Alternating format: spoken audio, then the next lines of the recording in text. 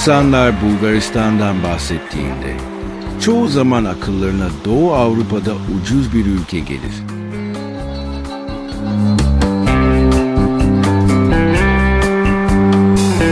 Ama gerçek bundan çok daha karmaşık ve finansal olarak çoğumuzun düşündüğünden daha ilgi çekici. Bugün Bulgaristan'da ayda 1000 avronun altında bir bütçeyle yaşayabilirsiniz. Bu kulağa cazip geliyor ama gerçekten bir fırsat mı? Yoksa gizli bedelleri mi var? 1990'larda komünizmin çöküşünden sonra Bulgaristan neredeyse tüm ekonomik sistemini yeniden inşa etmek zorunda kaldı. Merkeziyetçi bir devlet modelinden serbest piyasa ekonomisine geçiş kolay olmadı.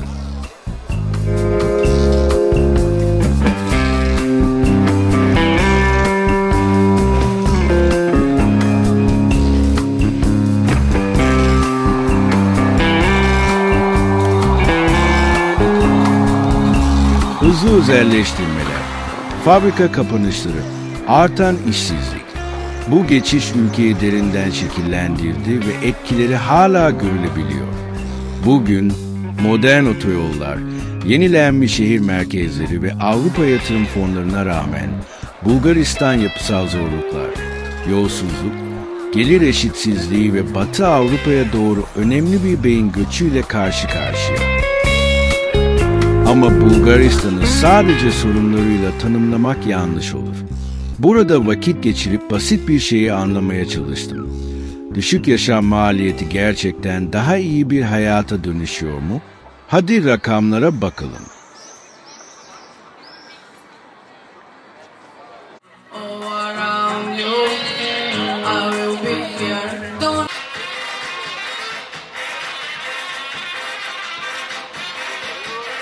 Sofya'da iyi bir tek odalı daire kiralamak ayda 400 ila 600 avro arasında. Başkent dışındaysa fiyatlar 300 avroya kadar düşebiliyor. Bir çift market harcamalarına ayda yaklaşık 300 ila 400 avro harcayabilir.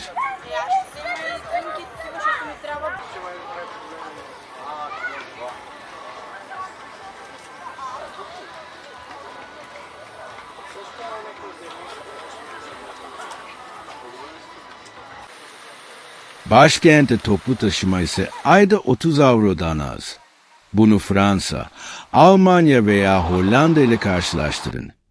Benzer bir yaşam tarzını sürdürmek ayda kolayca 1500 ila 2000 avro gerektiriyor.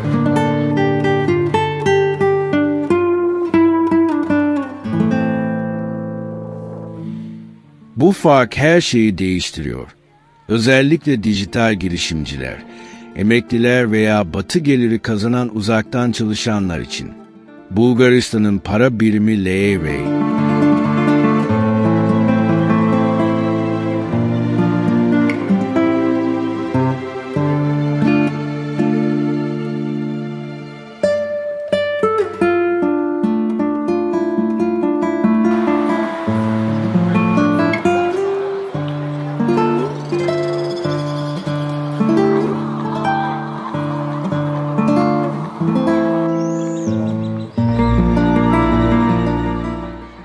Euro'ya bağlı. Bu da finansal istikrar sağlıyor. 2007'de Avrupa Birliği'ne katıldığından beri altyapıyı modernize eden ve iş büyümesini destekleyen kalkınma fonlarından faydalandı. Coğrafi olarak Bulgaristan, Avrupa ve Asya'nın kesişim noktasında stratejik bir konumda. Romanya, Yunanistan, Kuzey Makedonya, Sırbistan ve Türkiye ile komşu.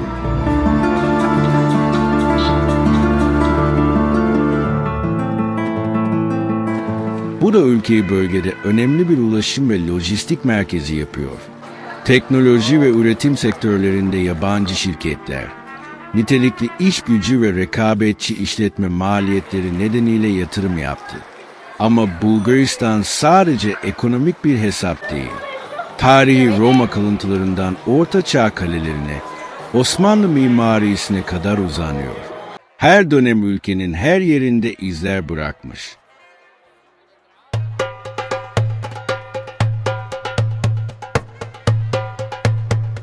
Doğa da bir o kadar çeşitli. Karadeniz kıyılarında uzun plajlar, kışın dağlık bölgelerde kayak imkanları. Arada ise daha az kalabalık olan ormanlar, göller ve yürüyüş parkurları var. Açık hava sporları, yürüyüş, bisiklet, kayak ve kano hem ulaşılabilir hem uygun fiyatlı. Kültürel gelenekler güçlü.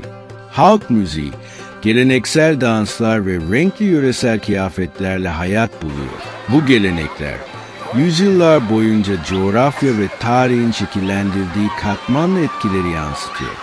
Ve yemekler, bonita, peynirle doldurulmuş tuzlu hamur işi, tarator, yaz için ideal soğuk yoğurt ve salatalık çorbası, şopska salatası, domates, salatalık, biber ve yerel beyaz peynir. Basit yemekler, bol porsiyonlar ve çoğu zaman Batı Avrupa'dan gelen ziyaretçileri şaşırtan fiyatlar. Benim kişisel görüşüm, Bulgaristan hala bir geçiş süreci. 1990'lardan beri önemli ilerleme kaydetti. Ama eşitsizlik ve yoksulluk hala gerçek sorunlar. Ancak stratejik düşünen biri, uzaktan çalışan, emekli veya yatırımcı için Avrupa Birliği içinde düşük maliyetli bir yaşam, gelişen altyapı ve artan şehir yaşam kalitesi sunabilir. Bulgaristan'da yaşamak isteyenlerin sıkça merak ettiği bir başka konuda ilişkiler ve flört. Bunu dürüst ve gerçekçi ele alın. Uzun vadeli taşınmayı düşünüyorsanız, sosyal entegrasyon önemli ve ilişkiler bunun bir parçası. Kendi deneyimime göre, Bulgaristan'da flört Batı Avrupa'dan farklı hissettiriyor. Daha iyi ya da kötü değil,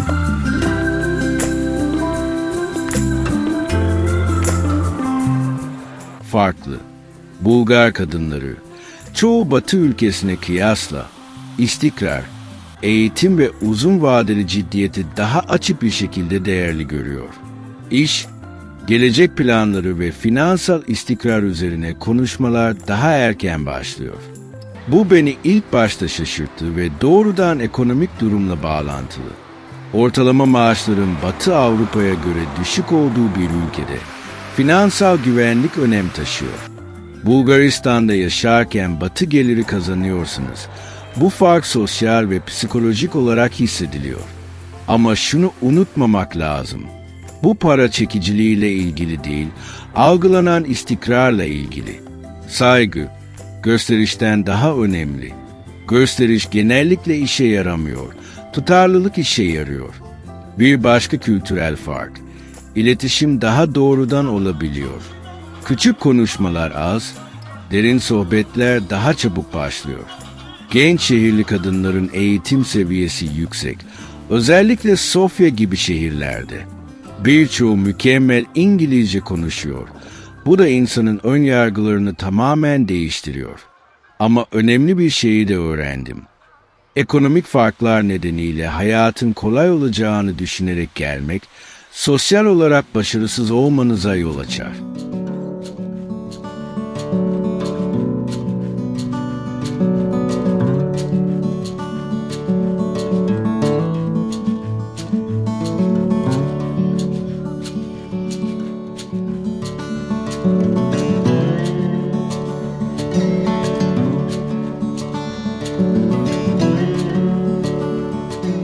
Bulgar kadınların naif değil, yabancıların gerçekçi olmayan beklentilerle geldiğine alışkınlar. Samimiyet önemlidir. Sofya'da bir akşam, biri bana çok net bir şey söyledi. Buraya taşınıyorsanız, ülkeyi sevdiğiniz için taşının, ucuz olduğu için değil. Bu benim için akılda kaldı. Flört burada ticari değil, kültürel bir temele dayanıyor. Aile değerleri güçlü, uzun vadeli ilişkiler yaygın ve sosyal çevre sıkı. Güven yavaş inşa edilir. Pratik açıdan yaşam tarzınız önemli. Başkentte yaşıyorsunuz, uzaktan çalışıyorsunuz, İngilizce konuşuyorsunuz ve sosyal aktivitelere, spor salonlarına, dil değişimlerine ve ortak çalışma alanlarına entegre oluyorsunuz. Deneyiminiz turist bölgelerinde izole kalan birinden tamamen farklı olur. Ekonomik durumda rol oynuyor. Düşük yaşam maliyeti daha fazla deneyim yaşamanızı sağlar. Restoranlar, hafta sonu gezileri, dağ tatilleri, deniz seyahatleri sosyal hayatınızı geliştirir ve dolaylı olarak flört fırsatlarını etkiler. Ama dürüstçe söyleyeyim, tek motivasyonunuz ucuz olması ve kadınların daha geleneksel olduğunu düşünmekse yanlış bakıyorsunuz. Motivasyonunuz düşük maliyet, Avrupa altyapısı, stratejik konum, kültürel derinlik ve gerçek bağlantılara açık olmaksa deneyiminiz olumlu olabilir.